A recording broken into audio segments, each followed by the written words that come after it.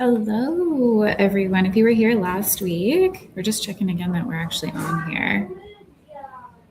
Welcome back. If you were here last week, am I on? Am I on? Not yet. Okay, we're here. So if you were here last week, welcome back. If you are tuning in for the first time, then welcome. I'm so excited about doing these AI show and tells for you because I find that a lot of it is just like you don't know what you don't know, and you don't know what is truly possible if you're not in this all the time. So I am hosting these to show you what you are capable of, even if you're not techie, if you have the right tools to build these kind of things. So let me just add my notes to this stage here.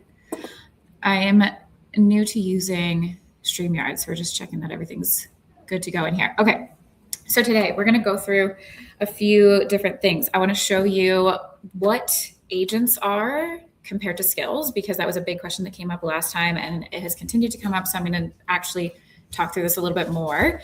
Then we're also going to go through the Claude Cowork proposal generator, which is a system that I have built for a few clients in varying capacities.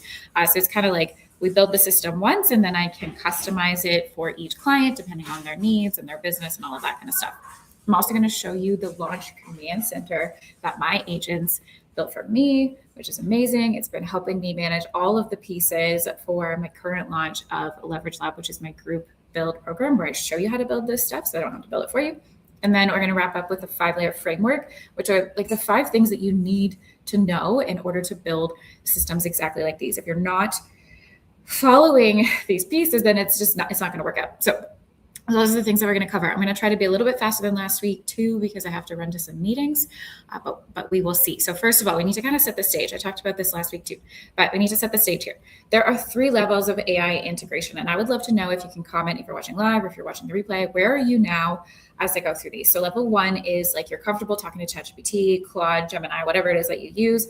However, you're still doing things manually. It's very collaborative. It's back and forth. You have to talk with your AI in order to get it to do something. This is where we're talking about prompting, prompt engineering.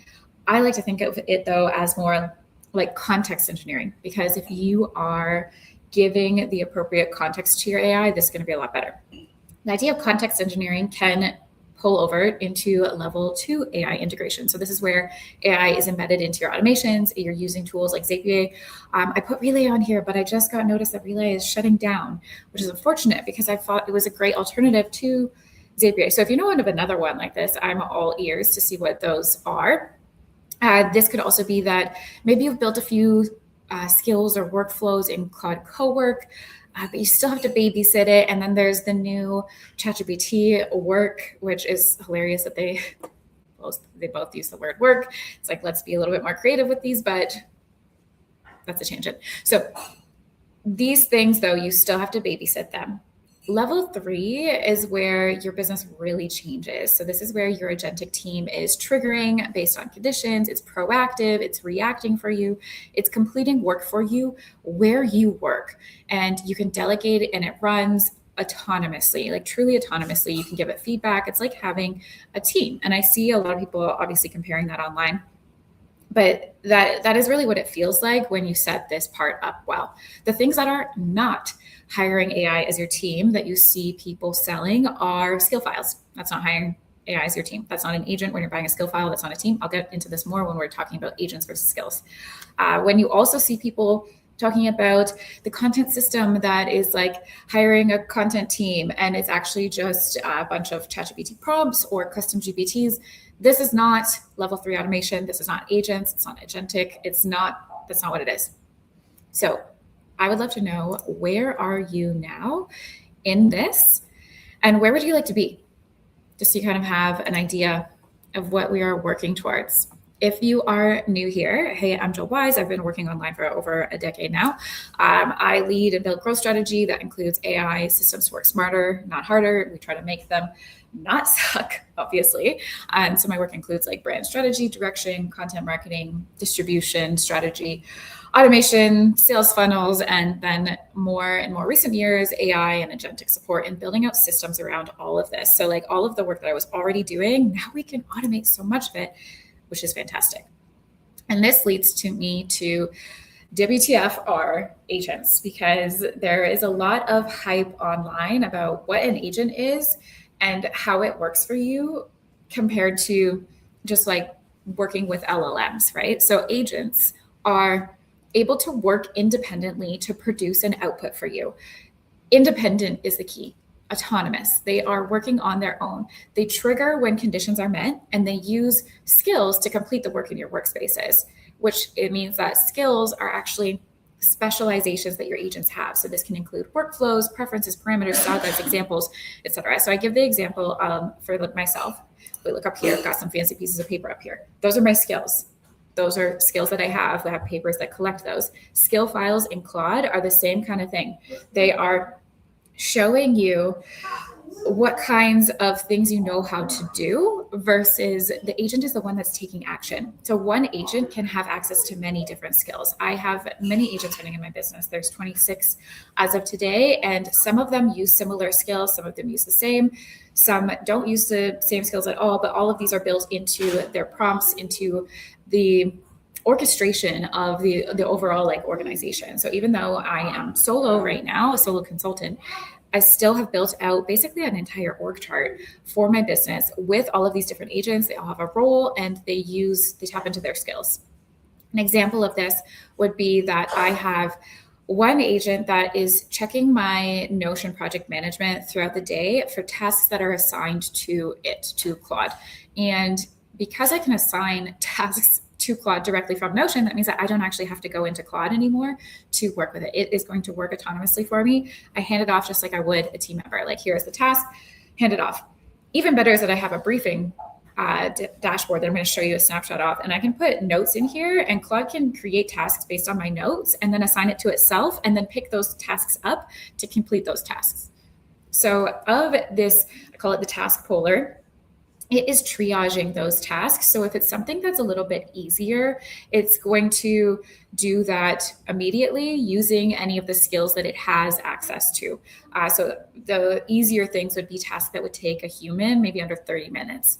And then if it is something that isn't due today or is a lot more in depth, it's going to take a lot more power usage tokens, then it will actually push that to my overnight sweep. And that agent is going to go through the bulk of the work that is going to take more power. And this helps us be more efficient with our usage. And it's just an example to show you how different agents can use different skills for different reasons at different times. So that is what agents are versus skills. Hopefully that's helpful. If you have questions, leave them in the comments here and I will get to those as well.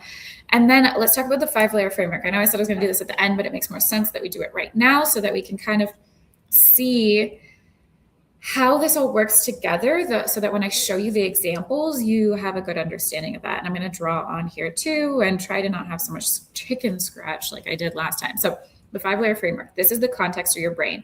So your brain, I like to build these in something that is like your project management, so that your agents have access to all of the context about your business. So I like to use Notion or ClickUp for the brain for myself and clients. Mine is in Notion. I do builds for this for clients in ClickUp and Notion. I give templates inside Leverage Lab for Notion. You can put it anywhere though. I've had clients literally build their own custom one that's self-hosted on the back end of their website, which is fantastic. It's branded. Their whole team can access it. Great. So great to do it this way. And I've also had clients that are using something like Google Suite, Google Workspace, like organizing all of their brain documents in there. Also a great idea.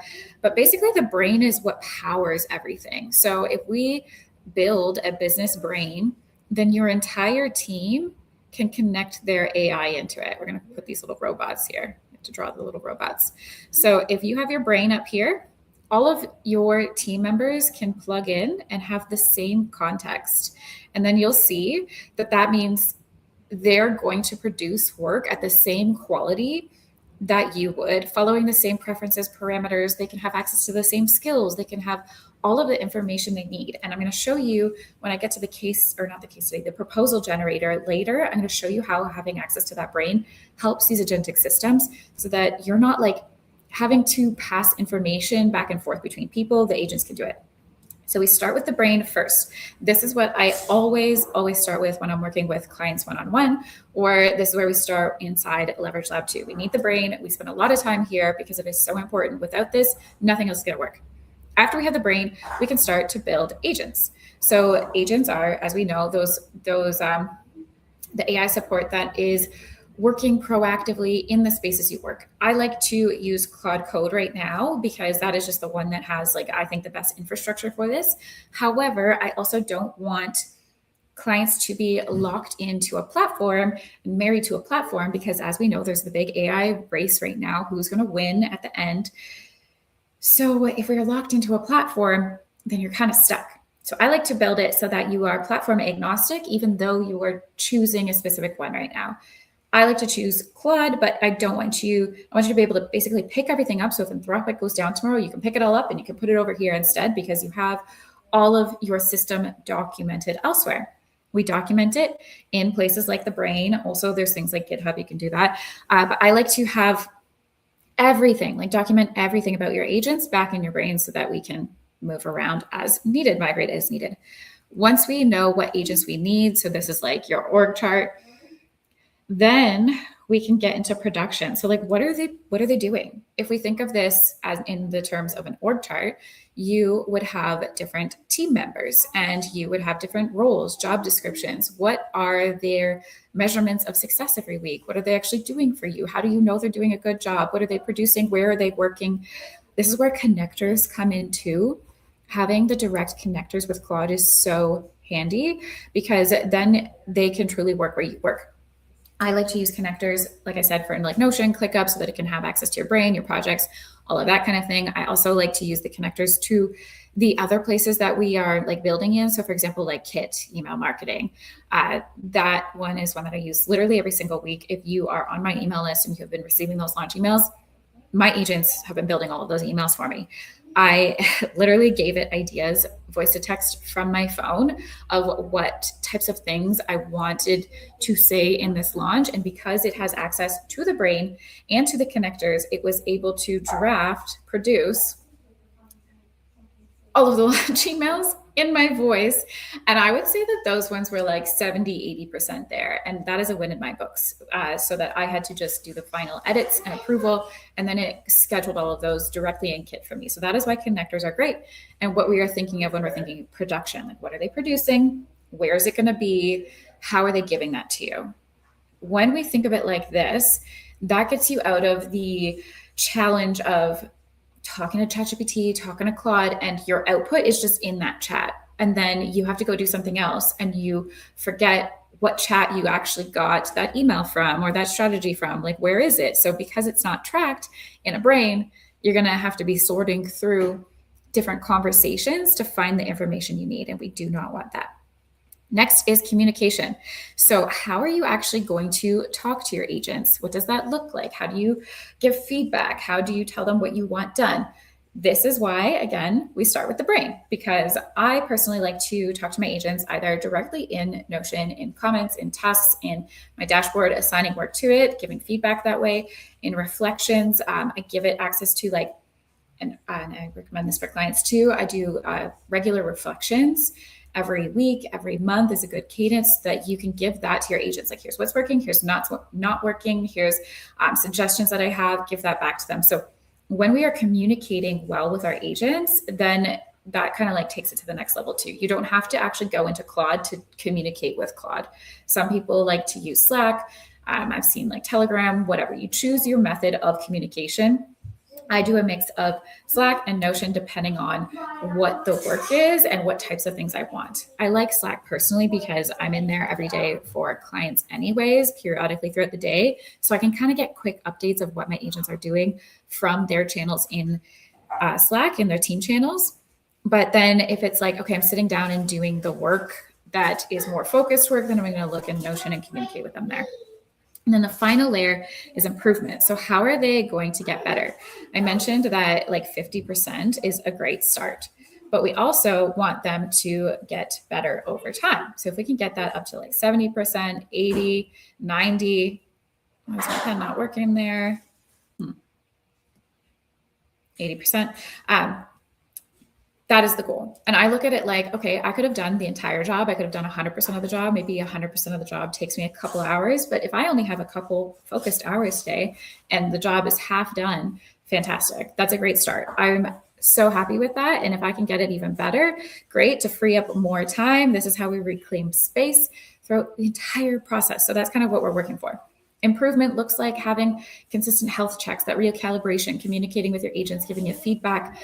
So as you can see, all of this stuff, all of these layers integrate together. So hopefully this makes sense for you with my drawings in here. But that is kind of an overview of the 5-layer framework, all of the things that we need to consider when we are building systems like this. Now I want to show you. Okay, so this is a screenshot from my daily briefing blog. I know that lots of people build CRMs, dashboards, whatever in Claude. They're self-hosted, they're artifacts, they're all of different kinds of things like that. I am a fan of not recreating the wheel, and I know that there's going to be tech for something in the future. So instead, I'm like, where am I already working? How do we make this easy, low friction, easy as possible? That's how I ended up with, I'm just going to stick with Notion and having everything in there. So I have my orchestrator agent that is also my daily briefer. So it is the one that is kind of organizing all the others. It's the one that I directly communicate with every single day. I might not actually talk to any of the others. Where's this blank screen? I'm going to show you how this plays out. Move that over, show you over here. Okay, so we have my briefing, my orchestrator brief. At the top here, little robot, helpful robot. That is the one that I'm talking to, but it has an ops for client ops, and it's also, oops, that's not where we want to go. I opened a new window on my tablet here that I'm drawing on. Go back. Okay, so we got my ops agent over here, and we also have my own growth agent.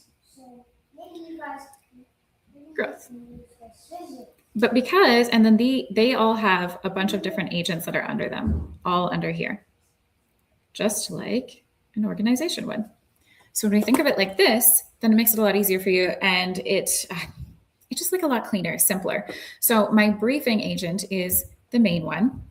That is the one that I'm talking to, and it is the one that is giving me the dashboard view like this. So every single morning, it's going through what did the agents that are running the overnight shift, what did they do?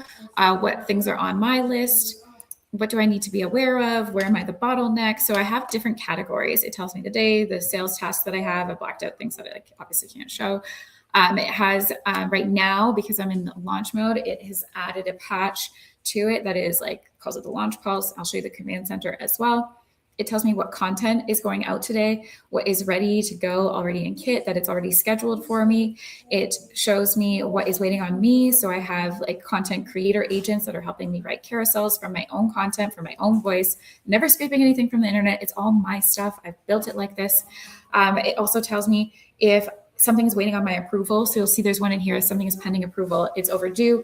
I know it's overdue because I intentionally let it go so that I could post some other things instead.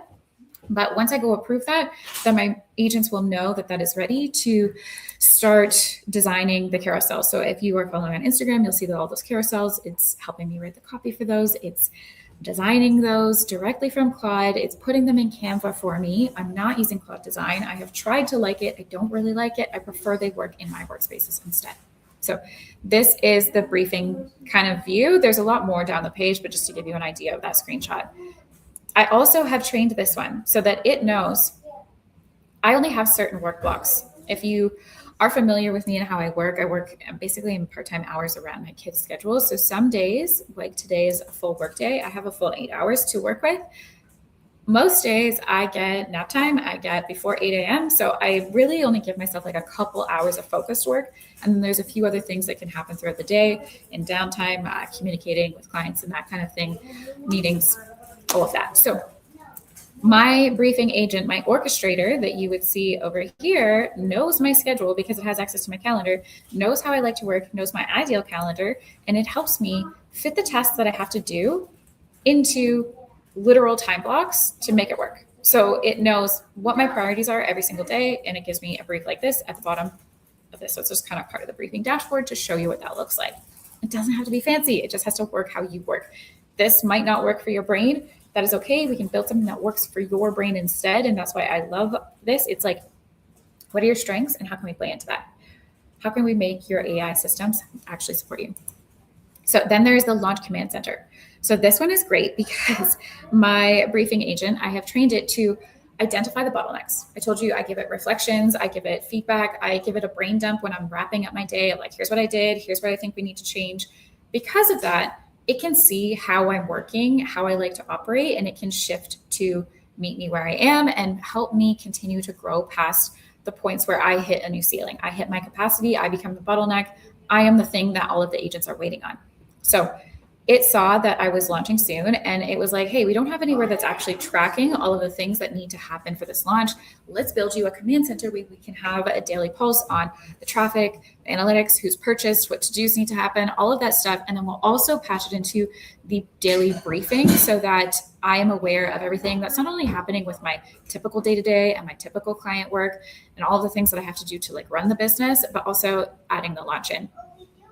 I didn't know that I needed this until I had it. And now it is so helpful. So you can see it has the status, the routine enabled. It put the date that it was enabled on. This is when I started getting ready for like the public launch. This houses a lot of the internal information that the agents that are helping with the actual launch content need. So it has all of the program information, my voice of customer data. It's got all of that stuff linked in here. So it really is like the command center for absolutely everything that me and my agents would need to run this. It is built to a point that like I could bring somebody else in, another human in, and they would have everything they needed to pick up the pieces for me. And just to give you an idea of the things that are in here. So it has, like I said, the seats that I have sold, registrations that I have. It's going into my kit to pull out my analytics. It shows me how my emails from yesterday have done, the opens, the clicks. Then I can go in and make decisions of like, okay, am I going to resend this one to non-opens with a new subject line? Am I going to try a new email that maybe this one, the subject line worked, or this body got more clicks to the sales page? So as you can see, when you have visibility on these insights, you can make better decisions. Because a lot of the stuff is scheduled out in advance and the agents have helped me with that, then I can make those more on the fly decisions to make this whole launch go a lot better because it's all right in front of me and I don't have to go searching for this information. I've never run a launch like this before. There's a lot of moving pieces. And before, you know, like you can hire launch managers. And this isn't to say like we're going to stop hiring people. That's absolutely not what this is about. I think that it's more about how can we empower the people that are working on your team to do more, create more impact with the resources you have, and do better work. I don't know about you, but I don't want to be doing those $20 an hour tasks. I don't think anybody really should be. And this is a great opportunity for everybody to like upskill, get better, and focus on better things. So something like this command center does exactly that. If you're watching live, I would love to know if you have any questions, any takeaways. If you're watching this back, let me know that too. And I'm going to check out these comments as we go on. Okay, so let's go to the next one, the proposal generator. So I love this one. This one is a good one, a good example of what not to build in Claude Design. So I know that a lot of the internet is hyping up Claude Design. And like I said, I tried to like it. I don't like it. It's not super intuitive. I like when my AI works in the workspaces I like to use. And I have found this to be true for clients too, because so many of us, for example, already know how to use Canva. We're all very familiar with Canva. Canva's AI, I know everyone's typing that too. It's a little iffy, but I like instead just connecting my Claude code directly into Canva. And I mentioned that I have some agents that are building my carousels for me, and all that kind of stuff. For clients, a popular one is building out a proposal generator workflow.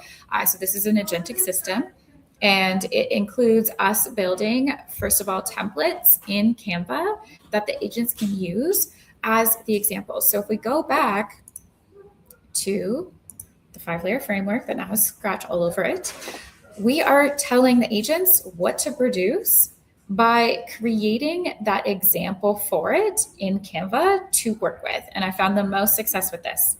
So for this client, this was a intensive client that I built this specific one for. So I had Claude Code recap for me exactly what this workflow was so I could show you. So this one is where it's turning approved copy that's sitting in the client's ClickUp space into an on-brand PDF.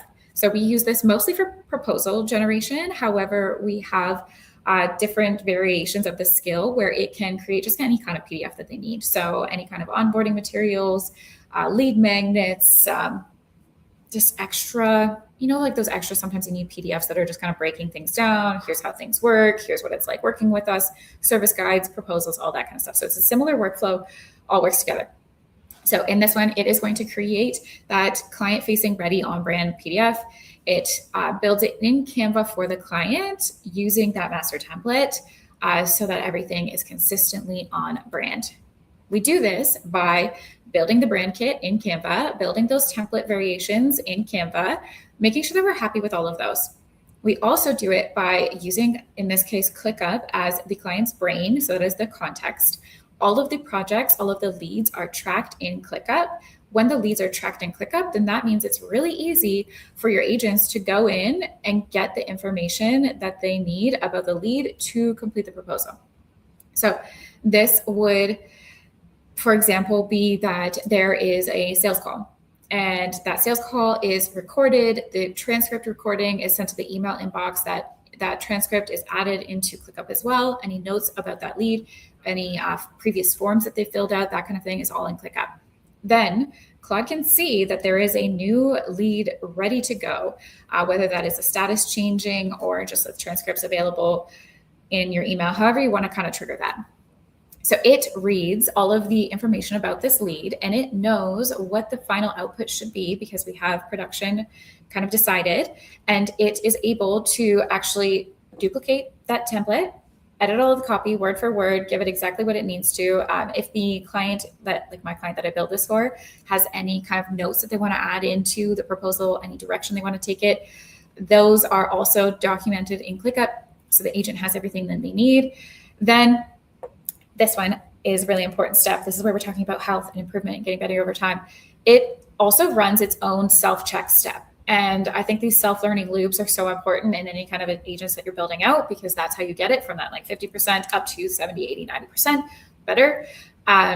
It's going to do that part for it. It shows the example for human approval. It will leave that in ClickUp for this client so they can see status is ready for approval. They can go look at it. Then it will help them export that PDF and get it off to the lead in question, sending it over to email. This is one of those game-changing things. I have a system like this as well, and it is so helpful because, for example, like a day like today where I'm out at meetings, sometimes when I have a meeting day, I'm like bouncing around the city, got 5 or 6 meetings on the go. I'm sending Claude notes from my phone and it is getting the recordings of my meetings. And when I get home, any proposal that needs to be generated is already drafted and waiting for my approval. And I haven't even been at my desk all day. Like, how amazing is that? If you are in a business that you have to create proposals and scopes and that kind of thing, that would save you hours of time. And it's so much different than like if you're using a CRM system or something like Dubsado, Honeybook. Like, I used to be a huge fan of these. They were great before AI. And then now we can take it to the next level. Like, you don't need to be the person who's pressing all those buttons. If you think that you can't delegate some of these things and we're just not looking at it the right way, you absolutely can delegate these things. So that is what this one is. Let's quickly talk about some guardrails in here that make it so that these systems are working well. So, for example, what do we have in here? Placement is cost. That is a distinction I like to have in. So sometimes our agents with these very helpful little robots like to change how we want things done because it thinks that it found a better way. It thinks it's so smart. I like to think of them like eager interns. They're like, look at this idea I had. I have rules built into all of my agentic prompts that are like, do not change the template. Don't change what types of things I like to say. Like, we can set those parameters to make sure that what it is producing is in line with what we want. Next thing is that if there is missing information, I have lines in the prompts that are making sure that those missing bits of information are flagged and never invented. We do not want our robots making anything up. And then those self-learning loops, feedback loops, have rules to check all of these things so that it eliminates the risk or minimizes the risk of having hallucinations, where maybe it's kind of skipping that step and it makes something up and then it kind of goes under the, none of us really notice, it goes under the radar. We don't want that. So having these multiple checkpoints helps with that. Also, with things like this that are client facing, we don't want anything to ship without that human sign off. So this is called human in the loop. We need to make sure that we have that human sign off for things like this so that you are just, approving everything. However, if it is at that like 80, 90%, that human in the loop is so much better. And if we are documenting everything, back to the messy slide, in our brain, then technically one person on your team could do the sales call, get the recording, your agents can pick it up, create the proposal, and another team member could go check that off. It could approve the proposal before sending.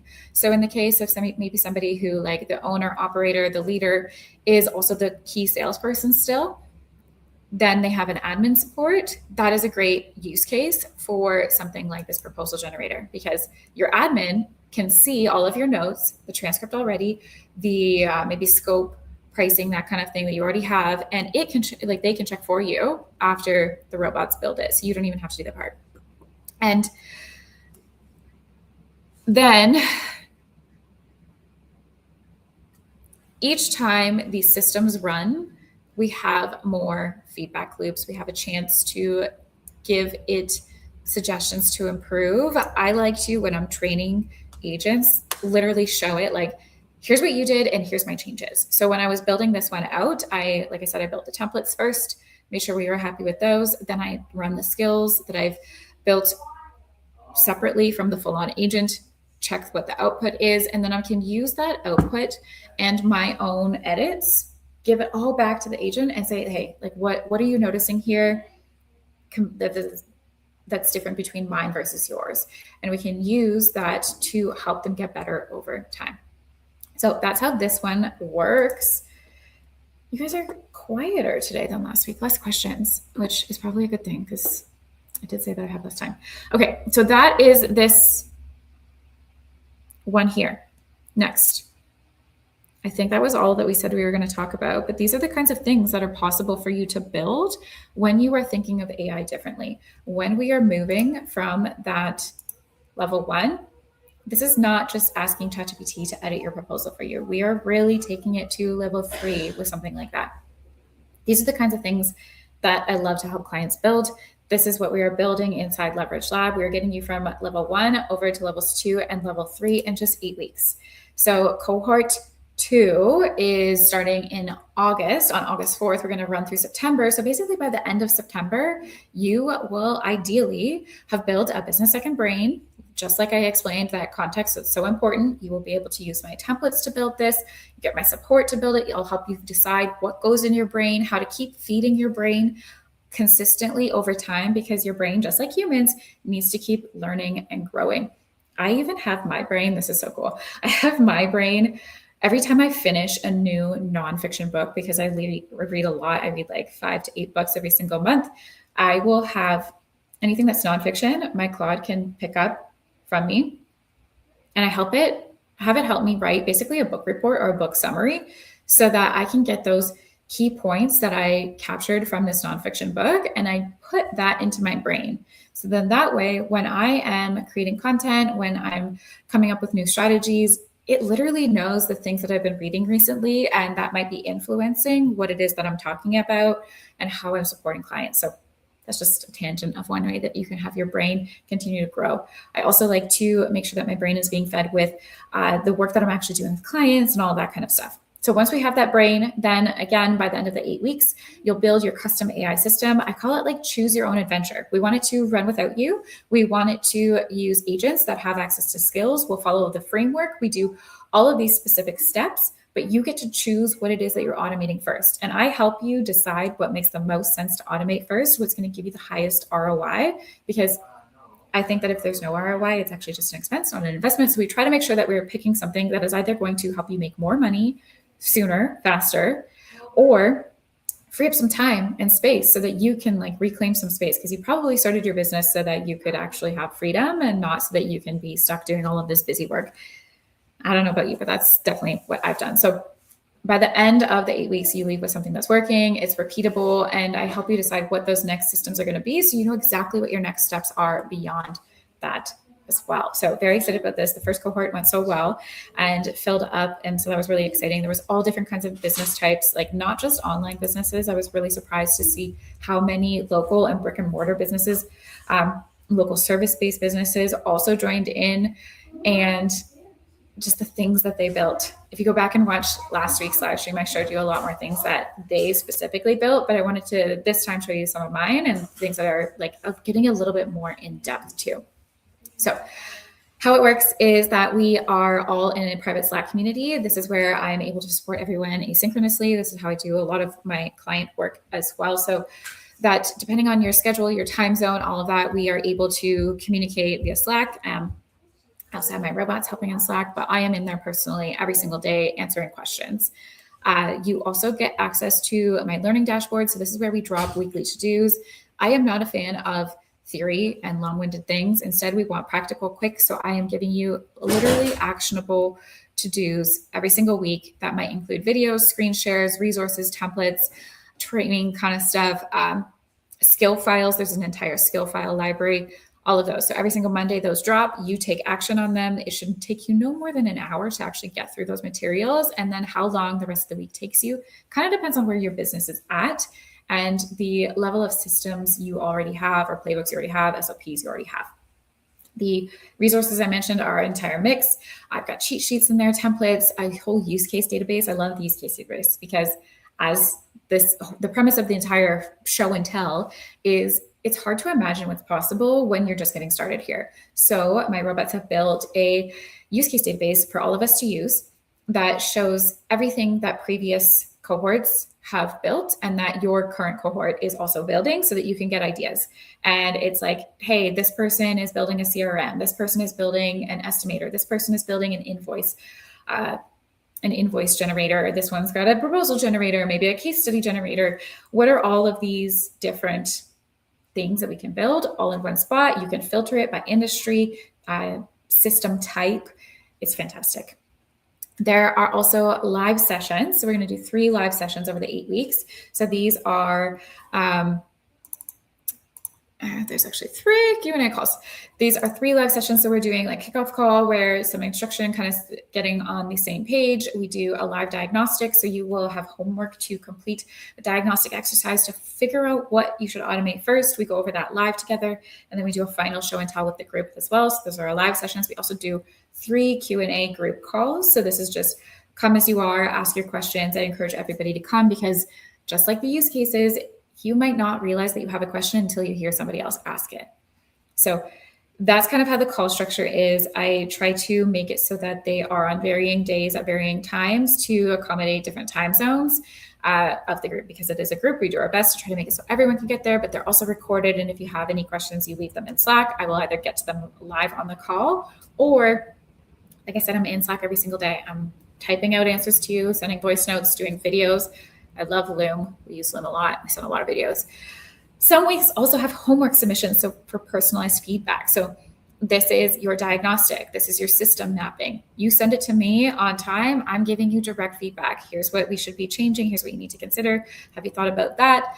Let's try it this way instead. And the benefit of this is that you can give these exact homework pieces directly to your Claude to have it help you build. And this time around, I've added the optional VIP upgrade for done-for-you support. So this is kind of like a best of both worlds. It's not quite an intensive, but you get 2 additional strategy sessions one-on-one with me. We're going to go through your whole business together. And then I also help create your entire system map so that it's to a point where you can literally just hand Claude the documents and it will plug it in for you and get it all set up on your spaces. We love making it easy for you. So that's kind of how it works. Investment is regular. We're doing $12.97. There are payment plans for 2 and 4 pay, and the option to upgrade to VIP as well. You can find all of the information at isjalwise.com/leverage. And the whole point of this is to help you get that ROI. So in weeks 4 and 5, I help you choose the systems, like I said, to automate first.